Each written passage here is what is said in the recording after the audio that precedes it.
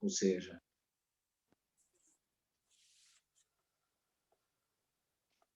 entrou uma mensagem de gravação aqui, desculpe. Esse convite do Senhor lembra-nos que nós precisamos de nos reconhecer alegremente que a nossa realidade é um fruto de um dom, né? Então, isso é uma coisa que a gente esquece facilmente e que nós precisamos aceitar também que a nossa liberdade como sendo uma graça, né? Então, a gente tem um dom e tem uma graça. Isso está cada vez mais difícil nos dias de hoje, num mundo que julga possuir algo de si mesmo, fruto da sua própria originalidade e liberdade. Ou seja, voltando à primeira parte da fala, quando nós nos atrapalhamos e trocamos de posição, ou seja, nos imaginamos criadores. Hoje, então, é o nosso terceiro encontro. Eu passo em seguida a palavra para o Padre Adroaldo, para nós darmos continuidade a essa caminhada, ou seja, a essa experiência que estamos fazendo. Muito obrigado, Padre Adroaldo. Muito bem. Então, muito boa noite a todos vocês, sejam bem-vindos.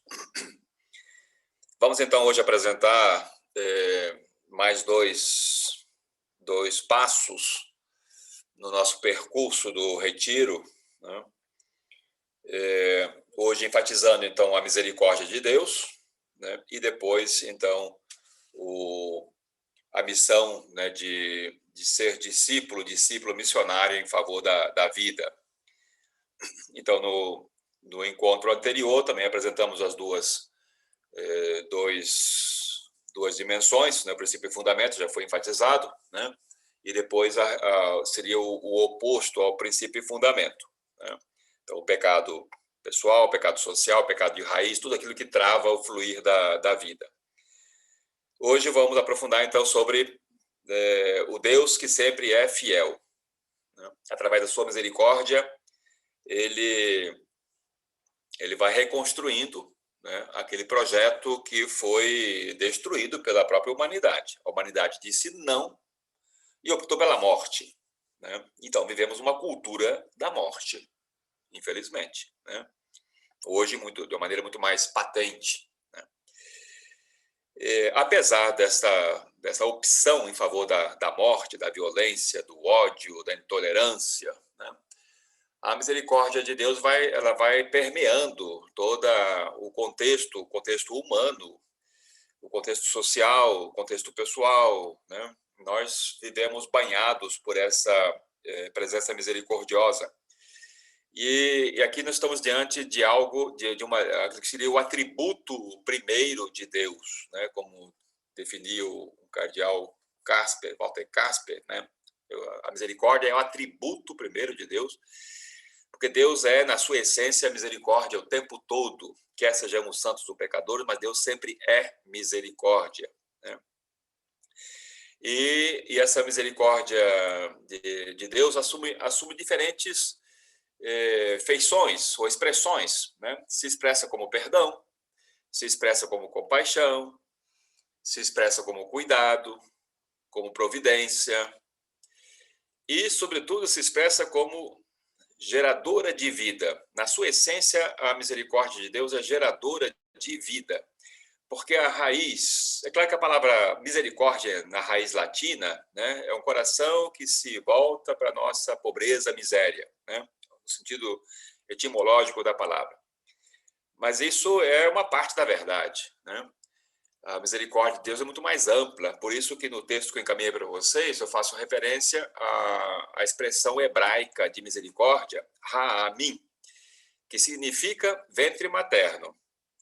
Então, Deus, na sua misericórdia, ele é fonte inesgotável de vida. Ele está sempre criando, gerando nova vida, novas expressões de vida, né? Com essa misericórdia, Deus vai despertando, ativando todos os recursos de vida que estão latentes no ser humano, ao mesmo tempo que vai potenciando toda a expressão de vida na criação, na natureza. Então, toda a criação é banhada pela misericórdia de Deus, né? Nos exercícios espirituais, no número 60, há uma intuição que é muito interessante, né? Que diz assim,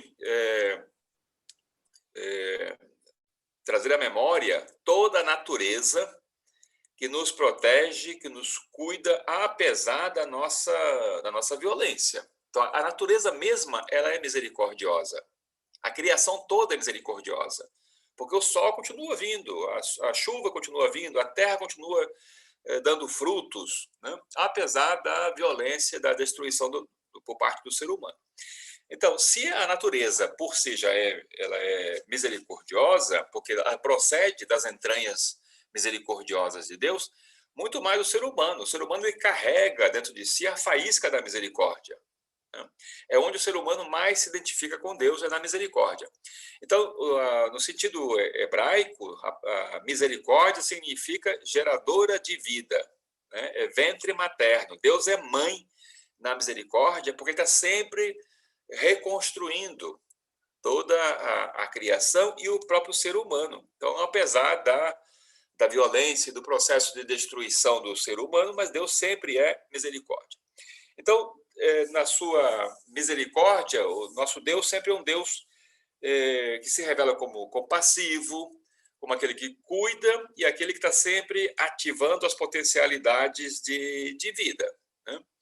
Então, algumas expressões que no texto eu destaquei, né, uma delas é a compaixão, que é uma expressão da misericórdia. A misericórdia tem uma carga afetiva. A compaixão significa sofrer a situação da outra pessoa. Por isso que Deus sofre, né? Que na mentalidade grega isso seria impossível. Deus não pode sofrer, né? Mas na mentalidade bíblica, não. Deus sofre a dor dos seus filhos e filhas. Por isso ele é compassivo, compate, é sofrer a dor do outro, fazer sua a dor do outro. Então Deus sofre a dor da natureza, Deus sofre a dor da criação, Deus sofre a dor dos seus filhos e filhas. Por isso que ele é compassivo, que é uma expressão da sua misericórdia. Quer dizer, é o ventre de Deus que são as entranhas de Deus que sofrem, que se estremecem diante da destruição, da violência, do ódio, né? E que esse atributo primeiro de Deus, a misericórdia e a compaixão, né, se fazem visíveis na missão e na vida de Jesus. Jesus foi presença visível da misericórdia e da compaixão do Pai. Por isso, diversas vezes, os evangelistas realçam Jesus compassivo. Ele sofre também a dor das pessoas, dos mais pobres, dos mais excluídos, né? Então, aqui nós estamos diante de uma realidade que é central na vida cristã, né? Nuclear, quer dizer, fazer a experiência do encontro com o Deus que é misericórdia o tempo todo, né? Não é uma misericórdia ocasional, não é um evento, né? Ela é permanente. E, ao mesmo tempo, o encontro com a misericórdia divina reacende, desperta essa misericórdia que nós carregamos dentro de nós e que muitas vezes está atrofiada, está escondida, né? Por isso que o centro das bem-aventuranças está na proclamação da misericórdia. Bem-aventurados os misericordiosos, porque alcançarão misericórdia. Aqui está o centro da vida cristã, né? Porque é o atributo primeiro de Deus. E fomos criados à imagem e semelhança de Deus, por isso carregamos também esse impulso para a misericórdia, né? E, historicamente, na vida cristã, como é que nós fomos nos distanciando da misericórdia e a lei foi ocupando o seu lugar. E aí caímos num contexto marcado por legalismo, por moralismo, por ritualismo, né? E isso acabou esvaziando, né, o conceito e a experiência de misericórdia, né? Mas ela é o atributo também primeiro do ser humano e que se revela então como compaixão, né? Então significa também sofrer a dor da criação, né? Quer dizer, percebemos hoje que há uma insensibilidade diante da natureza que está sendo destruída. Estamos nos acostumando com a destruição. Estamos nos acostumando com a violência. né? Violência com relação às pessoas. Estamos nos acostumando com o ódio, com a intolerância, né? Então, isso tudo nos desumaniza. Quando a misericórdia ou a compaixão não se fazem presentes no nosso modo de ser e de viver, nós vamos entrando num processo de desumanização, né? De autodestruição. Então, por isso que, diante da realidade do pecado que nós vimos, né, no último encontro, né, Deus sempre responde com a compaixão, com a misericórdia. Ou seja, Deus sempre é fiel e reconstrói, né, nos convida, nos motiva a voltar àquele momento original da criação, né? Outra expressão da misericórdia de Deus é o perdão, né? E o perdão aqui não é o perdão jurídico como nós entendemos, né? Você se trata de apagar o passado. Não, o perdão na Bíblia tem a ver com o futuro, né? É impulso para o novo. O perdão, quer dizer, na própria raiz, né? Perdonare, perdono, significa dom em excesso. Perdão é isso, dom em excesso. Esse perdão que tem como fonte o próprio coração de Deus, né? É um dom em excesso. E por isso que também nós carregamos esse impulso para o perdão, né? Que significa dom em excesso, é abrir para o outro uma nova possibilidade, uma nova chance de vida. O perdão não é apagar os erros, apagar o pecado, apagar, né? Como uma concepção jurídica entrou muito na igreja, inclusive no rito da reconciliação, né? Não se trata de apagar e deletar o passado, né? Mas é dom em abundância, quer dizer, é abrir, né, uma nova frente de vida, né? Outra expressão da misericórdia de Deus é esta providência.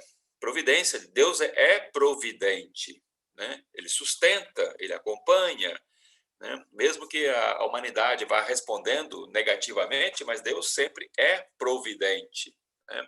E por isso também o ser humano, criado à imagem e semelhança de Deus, também carrega esse impulso para ser providente, né? Alguém que se empenha para sustentar, para acolher, para preservar, né? E ligado a isso está a outra expressão da misericórdia, que é o cuidado, né? O ser humano é cuidado, é da essência do ser humano o cuidado, né? Quer dizer, a natureza, toda a criação é uma rede, né, uma teia de expressões de vida, mas é uma teia muito delicada, né, que pode se romper, né? E por isso precisa ser cuidado. O ser humano é um ser humano que é muito frágil, ele nasce, né, e é muito frágil, precisa ser cuidado, né? Então, tudo precisa ser cuidado. A criação, a natureza, as relações das pessoas, o próprio ser humano, a vida deve ser cuidada, né? Então, aqui também, o Deus que é sempre presença cuidadora. Percebemos isso na revelação bíblica e na pessoa de Jesus Cristo, né? Nosso Pai é providente, Deus é Pai e é Mãe, né? Porque Deus é Mãe na misericórdia, é providente e é cuidadoso, né? Está sempre preservando, sustentando, né, todas as dimensões de vida, né?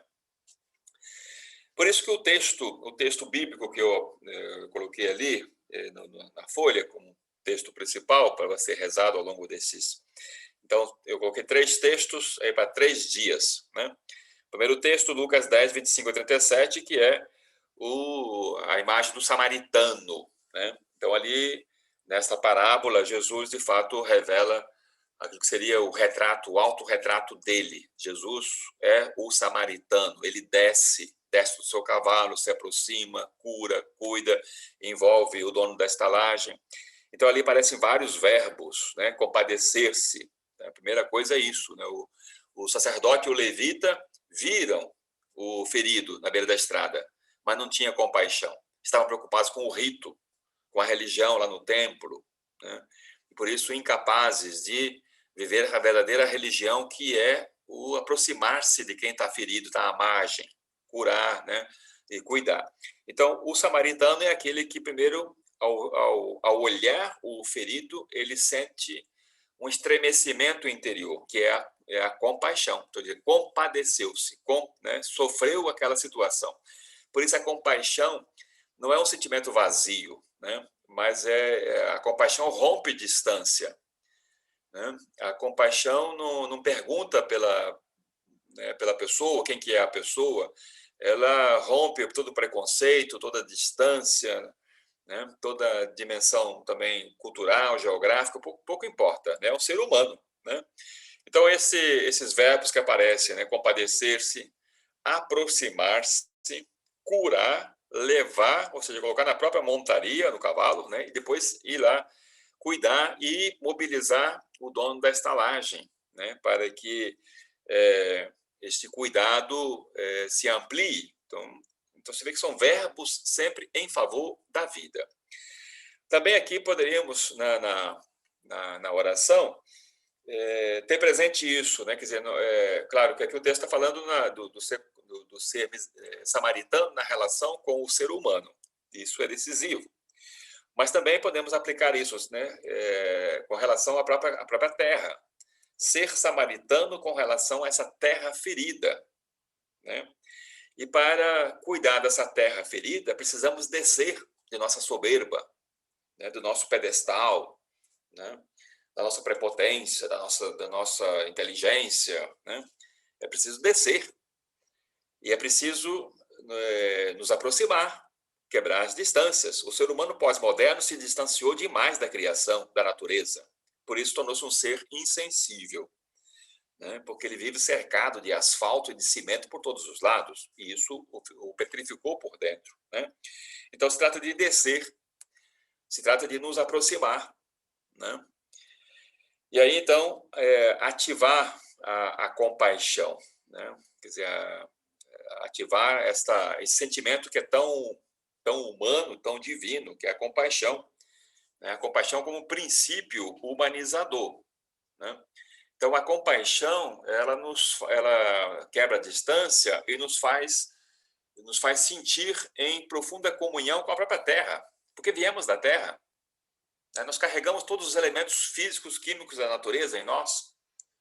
Então, este aproximar-nos da terra, como fez o samaritano que se aproximou do doente, aproximar-nos da terra doente e ferida, porque se trata de reconhecer que nós procedemos da argila, do barro. Então, restabelecer esse vínculo que foi rompido, isso requer proximidade, né? Depois, o curar as feridas, né?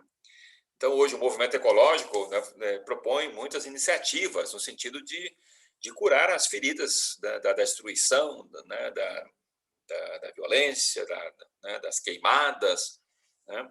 Restabelecer aí uma série de iniciativas que ajudam, né, a passar esse óleo da unção, né, para, outra vez, recuperar esta vida da terra que foi, enfim, destruída, né?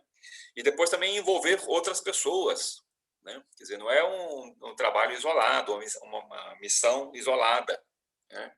É um trabalho comunitário, envolver outras pessoas, despertar outras pessoas para essa sensibilidade ecológica, o cuidado da terra. Então, aqui na oração, você pode ter essas duas dimensões, no cuidado do outro ser humano, né? Quer dizer, essa sensibilidade com aqueles que estão mais excluídos, que são vítimas, né, do ódio, da intolerância, da miséria, da violência, né? Vivemos um contexto social, um contexto econômico, né?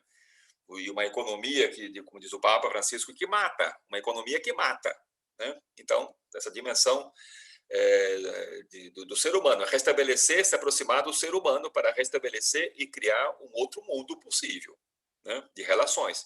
E depois também, quem quiser, pode aprofundar nessa dimensão da proximidade com relação à terra, né, e à terra ferida. Depois eu indiquei outros dois textos, Lucas 15, 11 a 32, que é a parábola do Pai Misericordioso. Jesus aqui, ele pinta, né, o rosto do Deus Pai e Mãe. Deus é assim, ele é misericórdia. Ele não se fixa no erro, no fracasso, no pecado. Deus sempre olha para a frente. Por isso, quando ele recebe o filho mais moço, que tinha rompido as relações com ele, tinha se afastado, né? O filho agora ele é reintegrado na própria casa e o pai, então, abre para este filho uma nova possibilidade de vida. Por isso é perdono, né? O perdão aqui significa dom em excesso, né? Devolve a ele tudo, né? Os direitos à própria casa, as propriedades, o fato de colocar, né, novas sandálias, uma nova roupa, uma festa. O perdão, então, significa justamente isso, né? Esse dom em excesso. Só Deus é capaz disso, né? E depois, por outro lado, a figura, a reação do filho mais velho, aquele, né, centrado na lei, né, no seu moralismo, que assume uma posição de julgamento, que carrega assim, uma amargura, está sempre se queixando, é alguém distante da misericórdia, que não deixa que a misericórdia do pai o afete. E por isso ele julga seu irmão, julga seu pai. Então, aqui na oração você pode compor a sua imaginação, compor esse cenário, entrar nesta cena.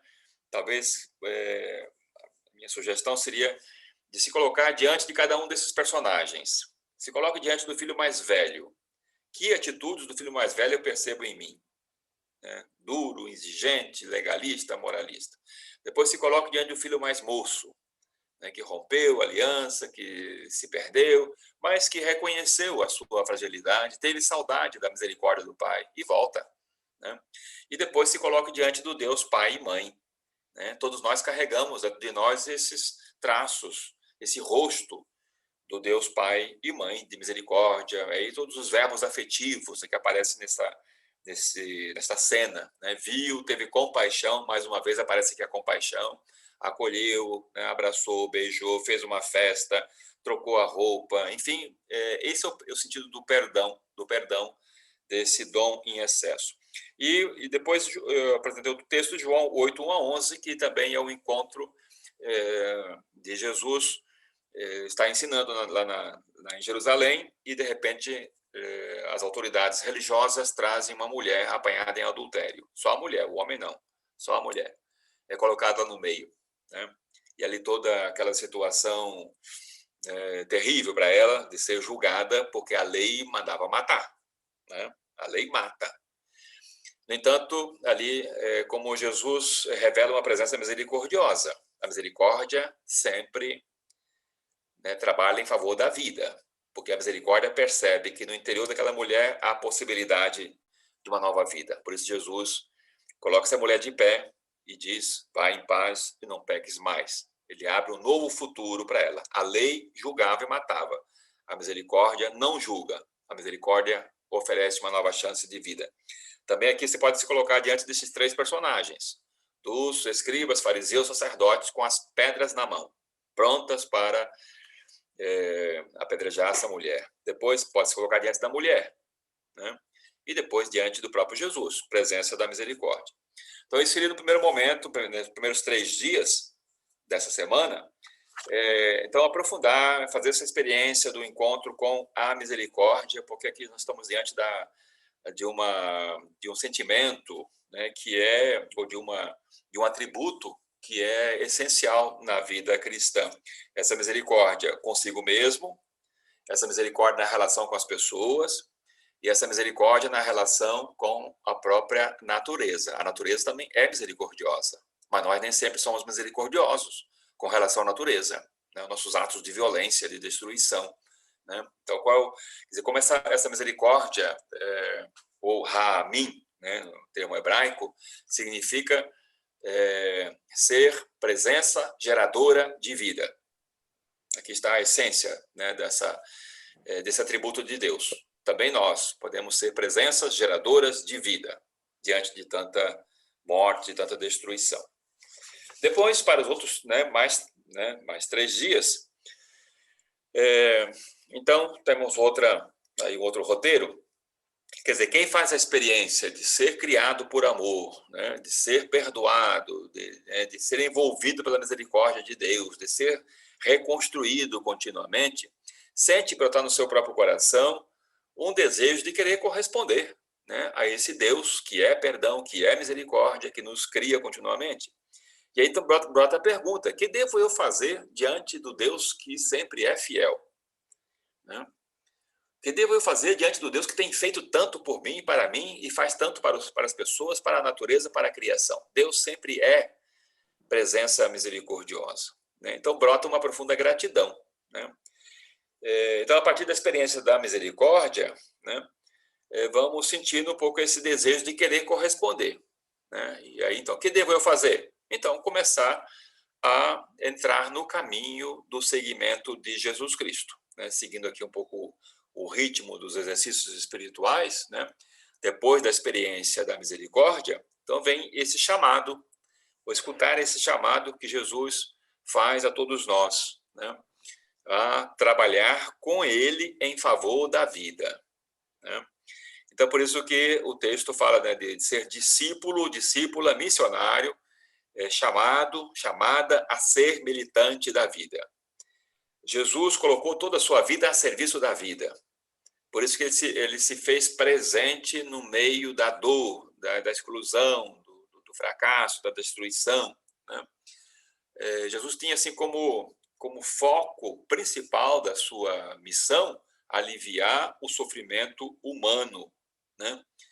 E ele então se coloca, se faz presente no meio dos mais excluídos, né? Então ele vai para as periferias, né? E ali se revela como um militante da vida, né? Ele vai destravando as vidas bloqueadas das pessoas, os doentes, os paralíticos, os leprosos, né? E vai também ativando a vida que estava atrofiada no interior de cada pessoa, porque ele vai abrindo um novo horizonte de sentido, vai alimentando nas pessoas uma esperança, né? Então, todos os evangelhos descrevem quer dizer, o percurso de Jesus como um percurso em favor da vida. Ele gasta a sua vida em favor da vida, né? E o contexto que ele vivia, como o nosso contexto, um contexto de muita exploração, de muita violência, de muita destruição, né? Então, ali Jesus se revela como um biófilo, um amigo da vida. Ele é um amigo da vida. Ele é o grande samaritano, né, que se aproxima, né, movido por uma profunda compaixão, que desce, né, a encarnação é justamente isso, uma descida, né? Ele se humanizou e se fez presente onde a desumanização era mais forte, né? Então ele se aproxima para curar as feridas, derramar sobre elas o óleo da sua consolação, o vinho da sua força. Ele se ocupa das fragilidades humanas e, ao mesmo tempo, ele vai convocando pessoas, né? Convocando pessoas para que se integrem neste grande movimento de vida. Jesus desencadeou um grande movimento de vida. Aqui está a essência da missão de Jesus.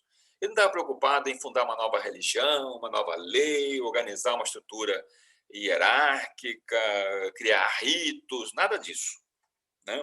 Jesus não fez proselitismo, não forçou ninguém a entrar no seu grupo. O que ele desejava era justamente isso, que as pessoas fossem um pouco mais humanas, que o centurião romano fosse mais humano, que Zaqueu fosse mais humano, que a samaritana fosse mais humana, que a cananeia fosse mais humana, mas cada pessoa na sua religião, na sua expressão cultural, né? Jesus não forçou ninguém a mudar de religião, não. Aqui está aquilo que acho que é mais nobre, né, na pessoa dele, justamente está nisso, né, que Jesus deu início ou desencadeou, né, esse processo, esse movimento vital de vida, né? Por isso que ele foi percebendo que onde a vida estava sendo fragilizada, né, ferida, ali ele foi, com sua presença samaritana, foi curando, cuidando e abrindo novas possibilidades para as pessoas. Então, Jesus não só ele se compromete com a vida, desencadeia uma vida, é uma grande causa, que ele chama essa causa de reinado, o reino do Pai, né? Então, nesse momento do nosso retiro, nós estamos diante da causa, o sonho de Jesus, que é o reino. O que é o reino? O mundo novo. Novas relações entre as pessoas, novas relações com a natureza, com a criação, o cuidado que vai se expressando, a providência, para que todas as expressões de vida possam outra vez se interconectar essa teia de vida que vai sendo rompida, Jesus, com sua presença, vai reconstruindo essa teia de relações, né? Tudo está interconectado, interligado, uma vida depende da outra, né? Então, o ser humano não está acima da criação, da natureza, ele está em sintonia com toda a criação, né? Então, esse é o movimento de vida que Jesus dá o nome de reino, né? Então, se trata do exercício do reino, que significa ser militante em favor da vida, né? Então, por isso, Jesus passa e chama a todos e a cada um em particular, né? Diz o texto de Santo Inácio, né? Jesus que percorre vilas e cidades, ele não gostava de lugares fechados, né? Aliás, sempre quando entrava numa sinagoga ou no próprio templo, muitas vezes aí encontrava pessoas muito formatadas, muito fechadas, né? Jesus transitava pelos espaços abertos, né? Pelos descampados, pela beira da praia, pelas montanhas, né? Este era o cenário da missão de Jesus, era na criação, na natureza. E ali também ele se encontra com as vítimas, né? Com as pessoas que são vítimas, as pessoas violentadas. Então, por isso que ele passa e chama as pessoas, mobiliza as pessoas para que compartilhem com ele da mesma causa, que é a causa do Pai, o reinado, né? O mundo novo, um mundo onde a vida seja respeitada, onde a teia de relações seja reconstruída, né? E aí, então, o texto que eu encaminhei para vocês vai enfatizando que aquilo que Jesus buscou realizar e investiu a sua vida, nós já carregamos dentro de nós. Então, ele não trouxe uma coisa de fora, um plano de fora. O que ele fez foi desvelar, ou seja, tirar o véu do nosso próprio interior. Nós já carregamos esses impulsos vitais, né? O impulso do cuidado, a superação da dor, do sofrimento, da destruição, da solidão, né? Todos nós carregamos sonhos de fraternidade, de encontro, desejo de convivência, o respeito à diversidade, o cuidado com a própria natureza. Nós já carregamos isso, está dentro do nosso ser. Então, o que Jesus fez, né, e ao nos chamar, e a chamar a todos e a cada um em particular, foi despertar, né, este dinamismo de vida que já está dentro de cada um de nós. E que muitas vezes esse dinamismo, esse impulso vital, está atrofiado, está ali escondido pelas circunstâncias, né, pelos problemas, né? Então, se trata de, responder ao chamado de Jesus significa descer em direção ao nível mais profundo do nosso ser. E ali nós vamos encontrar as chamadas beatitudes originais, ou as bem-aventuranças, né? A busca da compaixão, da mansidão, da partilha de vida, da pureza de coração, da luta em favor da justiça, a justiça do reino, está aí, né? São as bem-aventuranças. E as bem-aventuranças não estão fora, estão dentro de nós. Então, escutar o chamado de Jesus significa deixar ressoar o próprio interior ou destravar o próprio interior, para que, então, todas essas riquezas, potencialidades, dons possam se manifestar e depois se expressar na nossa vivência cotidiana, né? Depois, na parte de trás da folha, eu coloco uma citação do Papa Francisco, que ele fala que então, o discípulo ou a discípula missionário é um ser descentrado, né? O centro é Jesus Cristo, né? Mas é o ser humano que, né, então, é aquele que se deixa afetar pelo chamado de Jesus, se torna um descentrado. E então, essa pessoa ela é capaz de se deslocar em direção às periferias existenciais, que é a expressão que o Papa usa muito, né? É um deslocamento, quer dizer, escutar o chamado de Jesus significa deslocar-se, sair dos espaços de segurança, nossa zona de conforto, né? Deslocar-nos em favor das pessoas e da criação, onde a vida está mais ferida. Então, ativar uma sensibilidade, né, solidária diante de tantas feridas, tantas pessoas e diante da natureza ferida, né? Então, as fronteiras geográficas e existenciais, né? Então, isso implica sair dos nossos lugares conhecidos, das nossas seguranças, né? E abrir-nos ao diferente, ao novo, né? Estar aberto às surpresas que a vida vai apresentando. Então, o seguidor, a seguidora de Jesus, não se distancia do mundo, não se distancia da criação, né? Aqui, lembrando de uma expressão de um teólogo espanhol, né, o Pagola, que ele diz que os evangelhos não ensinam doutrinas, os evangelhos nos ensinam a estar no mundo à maneira de Jesus. Aqui está a identidade do cristão, do seguidor e seguidora de Jesus, né? Significa estar no mundo, uma presença diferenciada, uma presença inspiradora, uma presença em favor da vida, como Jesus. Então, não se trata de fugir do mundo, se trancar, né, nas suas redomas, nas suas proteções, não. É alguém que é apaixonado por Deus e é apaixonado pelo mundo, né? Porque é apaixonado pela causa do reino, por isso se abre à diversidade, à riqueza, né? Enfim, é tudo aquilo que esse mundo revela, né? As relações entre as pessoas, a própria humanidade, a criação inteira, né? Então, o seguimento de Jesus, né, implica um modo de viver, né, que é oblativo, descentrado, aberto, e isso significa, então, entrar nesse movimento de Jesus, que é um movimento de vida, né?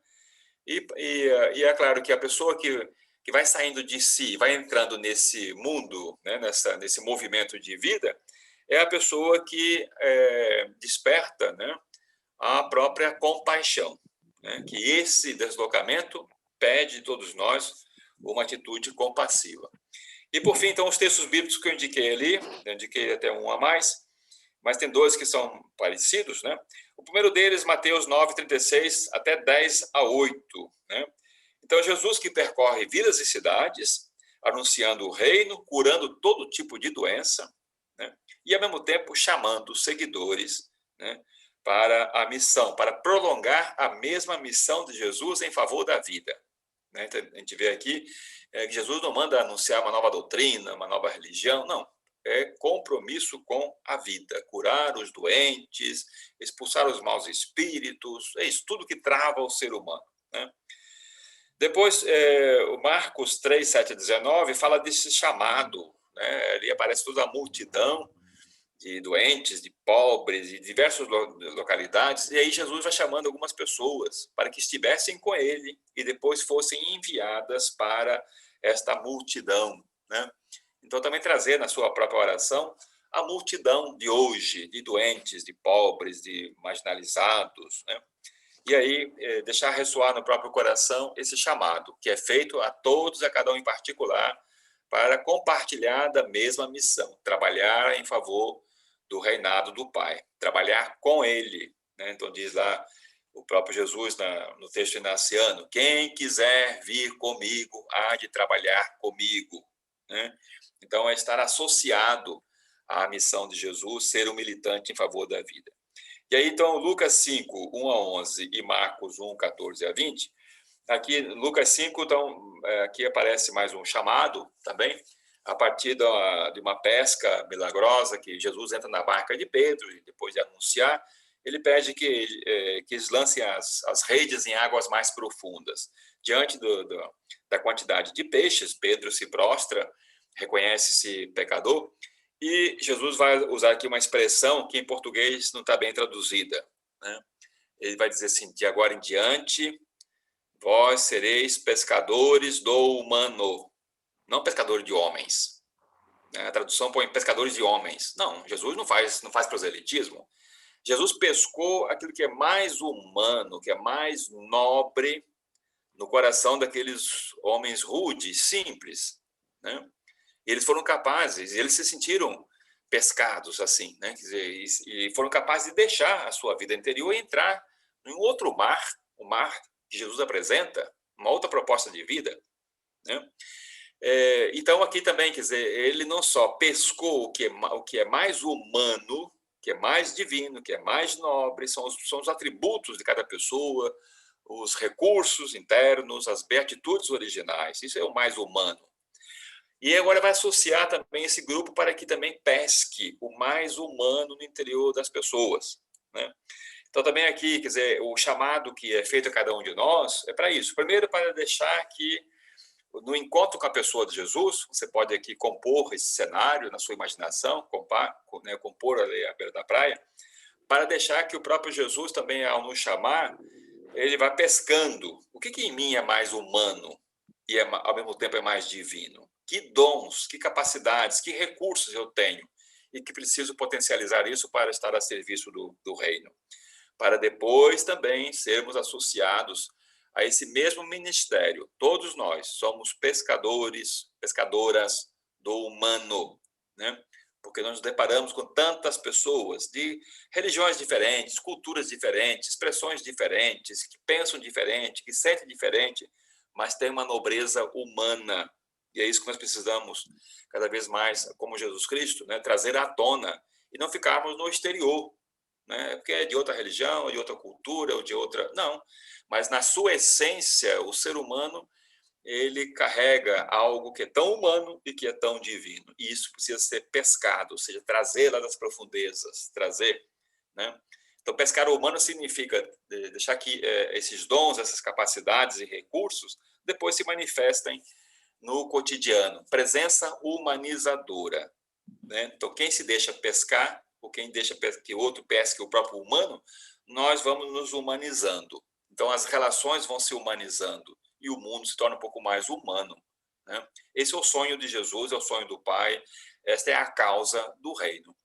Então, nessa próxima semana, né, temos essas duas instruções, né? Vocês receberam aí os textos. Então, nos primeiros 3 dias, então, rezar sobre a misericórdia de Deus, e depois, nos outros 3 dias, aprofundar sobre essa missão, esse chamado, que é feito a todos e a cada um em particular, e de maneira especial nesse nosso contexto de hoje, né? Deixar ressoar no próprio interior esse chamado para tornar esse mundo, né, o mundo mais humanizador, né? Para ser presença diferenciada, presença inspiradora, como Jesus, né? Que ele, no seu tempo, ele despertou a esperança nas pessoas, abriu um novo horizonte de sentido. Que possamos também nós, na nossa missão, prolongar a mesma missão de Jesus. Nós somos seguidores e seguidoras de uma pessoa. Aqui está a essência da vida cristã, né? A religião é uma mediação, lei é mediação, ritos são mediações, mas a essência da vida cristã é identificação com a pessoa de Jesus. Somos seguidores de uma pessoa. E isso significa revestir-nos do mesmo modo de ser e de agir de Jesus, né? Prolongar hoje o estilo de vida de Jesus, uma presença compassiva, uma presença acolhedora, uma presença de vida em favor da vida. Tá bem? Tuca, com você. Muitíssimo obrigado. Sim. Opa, eu estava sem microfone, então, perfeito, Padre Eduardo, mais uma vez, muitíssimo obrigado. Tá, muito bem, então. Temos material aí para uma rica semana de oração. Com certeza. Passo para o Beto daí coordenar as nossas divisões.